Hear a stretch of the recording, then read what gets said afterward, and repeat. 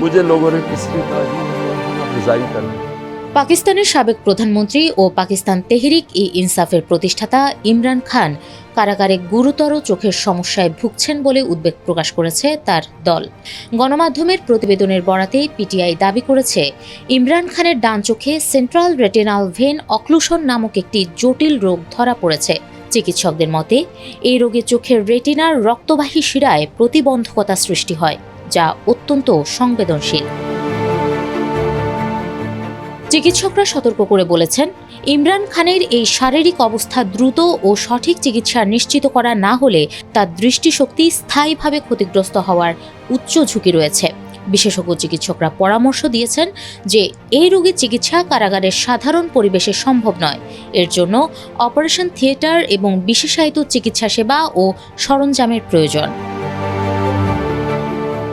তবে পিটিআই এর অভিযোগ, চিকিৎসকদের এই পরামর্শ উপেক্ষা করে আদিয়ালা কারা কর্তৃপক্ষ কারাগারের ভেতরেই চিকিৎসা চালানোর ব্যাপারে অনড়।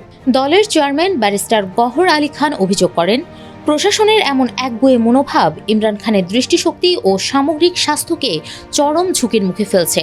তিনি আরও জানান, 2024 সালের অক্টোবরের পর থেকে ইমরান খানকে তার ব্যক্তিগত চিকিৎসকের সঙ্গে দেখা করার সুযোগ দেওয়া হচ্ছে না, যা মৌলিক মানবাধিকার লঙ্ঘন।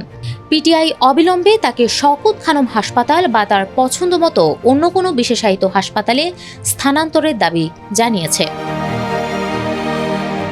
শওকত খানম হাসপাতাল কর্তৃপক্ষ চিকিৎসার জন্য তাদের একটি বিশেষজ্ঞ টিমকে কারাগারে প্রবেশের অনুমতির অনুরোধ জানিয়েছে।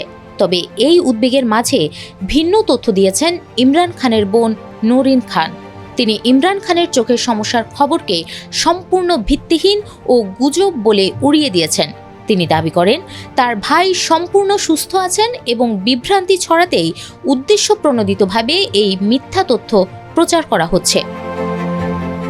2022 সালে ক্ষমতাচ্যুত হওয়ার পর থেকে ইমরান খান আদিয়ালা কারাগারে একাধিক মামলায় সাজা ভোগ করছেন। তার স্বাস্থ্য নিয়ে দল ও পরিবারের এই পরস্পর বিরোধী তথ্যে জনমনে ধোঁয়াশা ও উদ্বেগ তৈরি হয়েছে।